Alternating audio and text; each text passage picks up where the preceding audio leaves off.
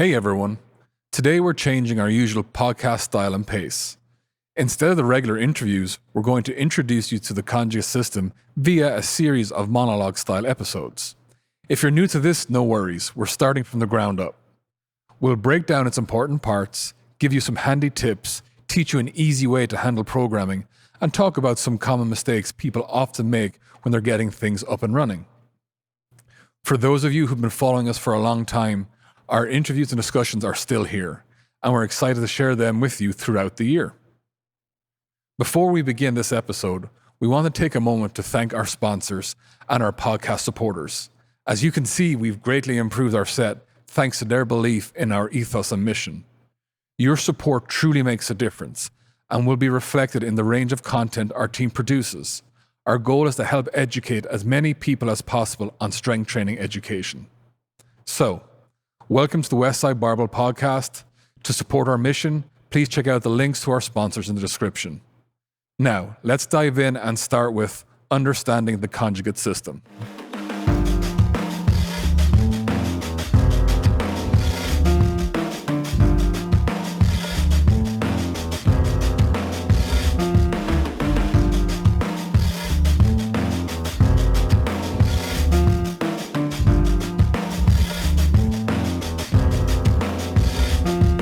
Firstly, let's define the terminology context of conjugate system or conjugate method. Each describe the same training approach, so in this podcast, we'll call it a system to simplify explanations. We have often been asked to sum up the conjugate system in a sentence or paragraph. To date, the most digestible summary I can give those starting is as follows. The conjugate system is a weekly strength and conditioning training method that decreases physical weakness. It switches through different exercises and physical effort levels to ensure you continuously get as strong and athletic as necessary for whatever objective you set. This system is built on 3 methods: the maximal effort method, dynamic effort method, and repeated effort method.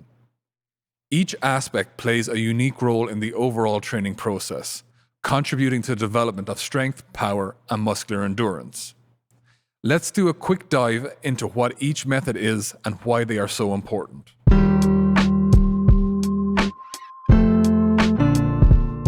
Let's start with the maximum effort method.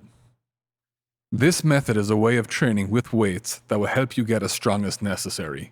It means working hard, using 100% of your strength and doing only 1 to 3 reps for each exercise. This method is primarily used for squatting, bench pressing, and deadlifting, and other variations of these exercises. When you use the maximum effort method, you'll focus on lifting the heaviest weight you can just once for the main exercise. This helps your body learn to use more muscles and improve your strength. As you practice this, you'll get stronger over time. Simply, its primary function is to help you become strong and find areas where you need improvement on in your exercises.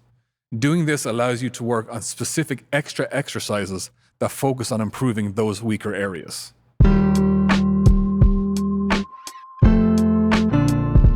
Now, let's move on to the dynamic effort method. This method helps you become faster and more powerful. It focuses on improving how quickly you can use your strength and adds more technique practice to your workouts. On days when you're focusing on dynamic effort, you'll be using lighter weights for the main exercise. These weights should be around half or just a little bit more than half of the heaviest weight you can lift for that given exercise. The goal is to lift the weight quickly while keeping good form. Dynamic effort training improves your rate of force development, which is crucial for sports performance and explosive movements. It also helps you become more efficient at the main lifts by reinforcing proper technique. Lastly, what is the repeated effort method? Repeated effort method or training is also called accessory work. It helps improve muscle endurance and growth, plus fixes any weaknesses or muscle strength imbalances found. After doing the main exercise on maximum effort and dynamic effort days, you'll usually do 2 to 3 or 4 extra exercises with about 8 to 12 repetitions in execution.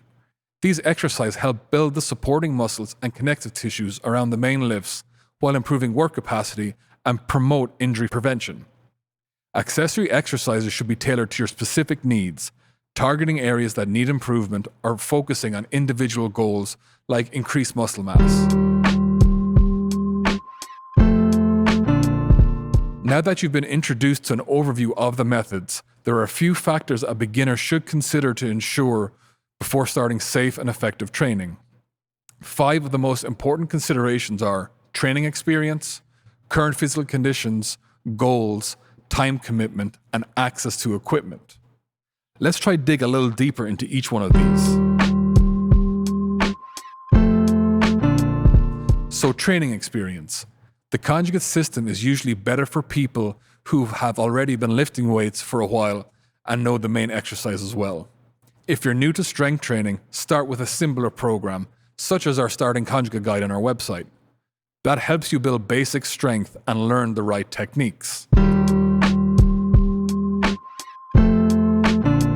Assess your current physical condition and acknowledge any past injuries or limitations that could affect your ability to perform the exercises safely and correctly. This allows you to adapt and scale as necessary. Goals. Yes, it's important to consider your goals and determine if the conjugate system suits you. This system targets people who want to become stronger, more powerful, and faster. If your main goal is muscle growth or general fitness, other training approaches might be more effective. Remember that you can adjust the conjugate system to fit various levels and goals. The conjugate method needs regular workouts, usually 4 days a week, so ensure you have enough time that the program will work for you and rest well between exercise sessions. Lastly, access to equipment. The conjugate method sometimes uses special workout tools like bands, bars, chains. You don't have to use them, but they can improve your workouts and help avoid boredom. Remember, you can always scale the program up or down based on the equipment you have access to. Remember, Westside Barbell broke multiple world records from a garage gym with fundamental equipment. Don't forget, as a beginner, getting help from a coach or someone who knows a lot about lifting. This is very important, especially when you're learning new exercises or advanced techniques. They can help you adjust the program for your needs, ensure you're doing the exercises correctly, and keep track of your improvement and total volume.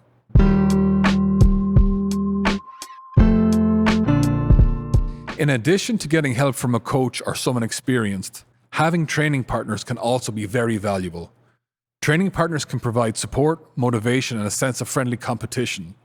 They can help you stay committed to your goals, spot you during exercises, and share tips and advice during each session.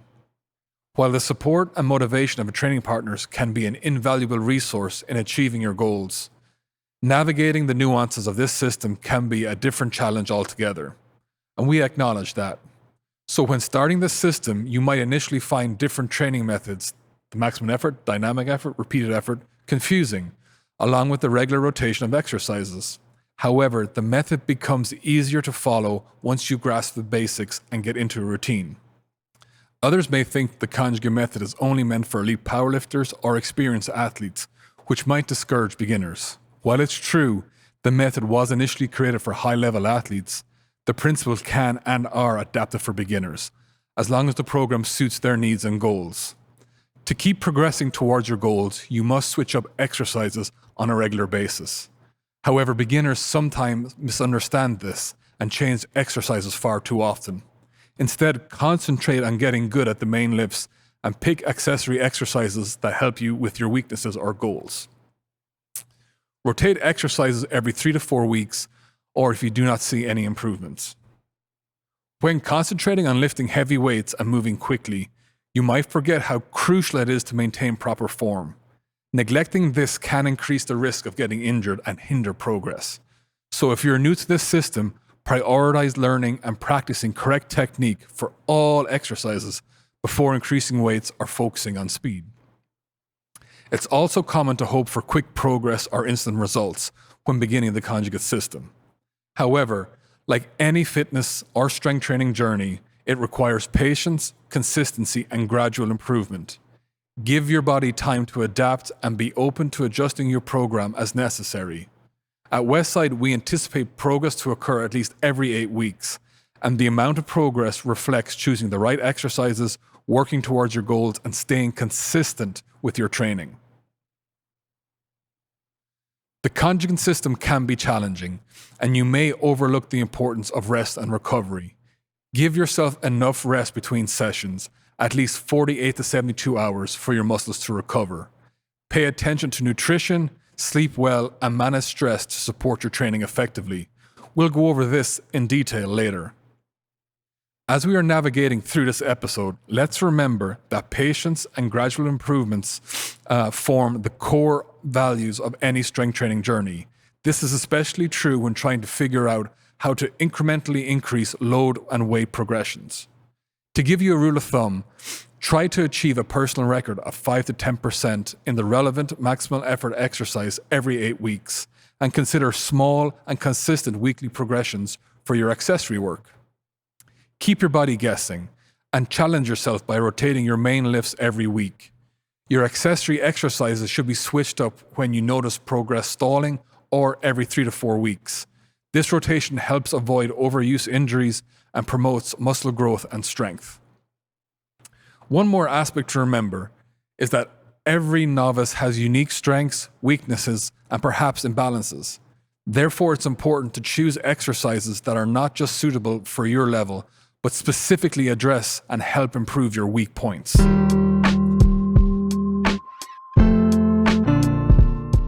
Right. At this stage, you might be asking, how do I find out what my weaknesses are so I can get better? To get you started here, we have 6 easy ways to find out what you need to work on so you can start improving. Number 1, use a video.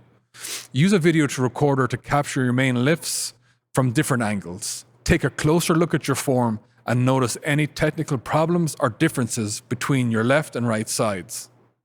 Watch out for any form breakdowns, such as your knees collapsing inward during a squat, or one side of the bar moving faster than the other during a bench press. 2, pay attention to sticking points.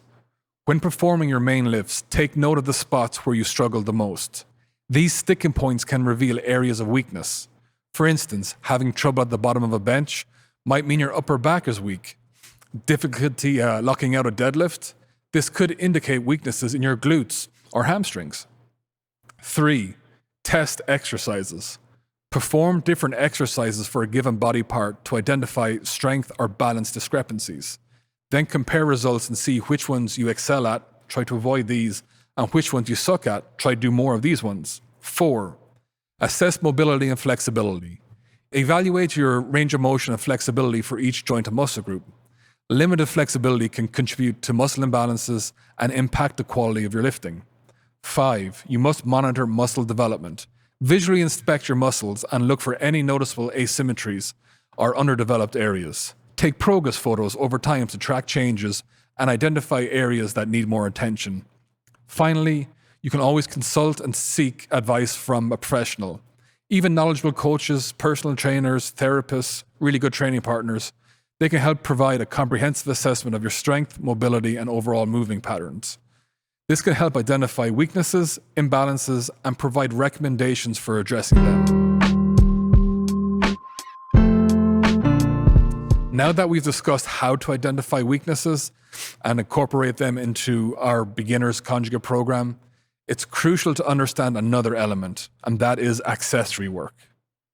Accessory work, remember also known as accessory exercises, might seem like an afterthought compared to the main lifts, but they play the most significant role in overall training and its success, especially for beginners. So let's explore 5 key facets of these exercises to start you out on the right path. Number 1, addressing weaknesses. Accessory exercises target weak points and muscle imbalances hindering your main lifts. You can improve overall performance and achieve balanced development by addressing these weaknesses. 2, enhancing muscular endurance. Accessory work typically involves higher reps and lighter weights, which helps improve overall endurance. This in turn enhances your overall work capacity and supports your main lifts. 3, injury prevention. Including accessory exercises that target smaller or stabilizing muscle groups helps reduce the risk of injury. This promotes balanced muscle development and improves joint stability, minimizing the likelihood of getting hurt. 4. Improving technique. Accessory work plays a role in refining your technique for the main lifts. It reinforces proper movement patterns and helps address mobility and stability issues affecting your form. And 5. Adding variety. Accessory exercises bring variety to your training routine, making it more exciting and engaging. This helps boost motivation and adherence to your current program. While we've been focusing on the ins and outs of the conjugate system, from identifying weaknesses to the significance of main movements and accessory lifts, it's crucial to circle back to an aspect we touched on earlier, and that is recovery. The role of recovery might be easy to overlook during training discussions, yet its impact on a beginner's progress within our system is immense. So let's uncover 5 core features of recovery's role. Number 1, muscular repair and growth. Giving your muscles enough time to recover is crucial for repairing, developing, and adapting them. During rest periods, your body repairs the muscle tissue that gets damaged during training, making you stronger for your next session. 2. Central nervous system or CNS recovery.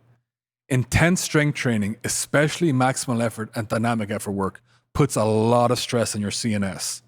Taking sufficient time to recover ensures that your CNS can recuperate and adapt, which is vital for long-term progress. 3. Preventing overtraining. Adequate recovery helps prevent overtraining, which can lead to reduced performance, increased risk of injury, and a decline in overall well-being. 4. Hormonal balance. Proper recovery supports hormonal balance by lowering cortisol levels, which is a stress hormone, and promoting the release of growth hormone and testosterone, both crucial for muscle growth and repair. 5. Mental recovery. Rest days and recovery periods give your mind a break from the demand of intense training. This helps prevent burnout and maintains your motivation. As we reach our final section, let's conclude today's episode by shedding light on the common pitfalls beginners may encounter while using the conjugate system and discuss effective strategies for avoiding them. The first 3 things to avoid are: avoid poor technique, avoid overtraining, and avoid excessive variety. So let's dig into these a little more. So avoiding poor technique. It's common to prioritize lifting heavy weights or moving quickly without paying enough attention to proper form. To prevent this, concentrate on learning and mastering the correct technique before increasing weights or focusing on speed. This is a good time to seek guidance from a knowledgeable coach or experienced lifter that can ensure you're using the right form.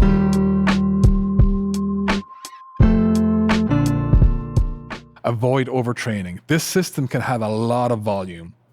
You may require extra recovery time between sessions. Allow at least 48 to 72 hours of rest for the same muscle groups and listen to your body. If you experience excessive fatigue, joint pain, or a decline in performance, immediately consider adjusting your program and increasing rest. Avoiding excessive variety.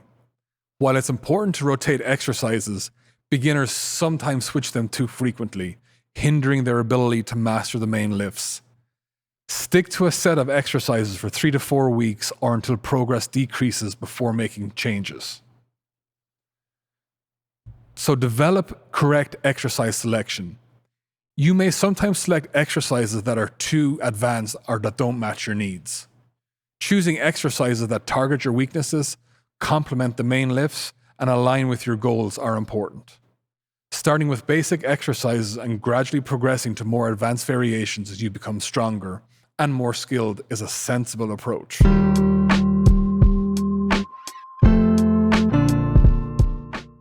Developing patience and consistency. Most people desire quick progress or instant results. Who doesn't? However, remember that strength training is a gradual process that requires ongoing dedication. Be patient and stay committed to your long-term goals.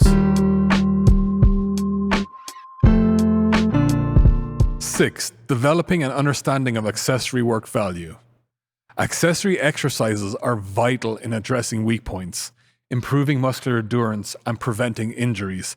Dedicate enough time and effort to your accessory work following the 80-20 rule. And finally, tracking your progress.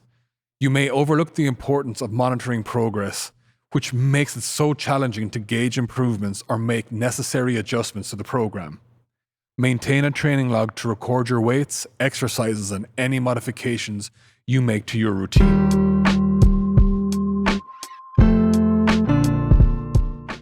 And that's a wrap for our conversation about the conjugate system for beginners.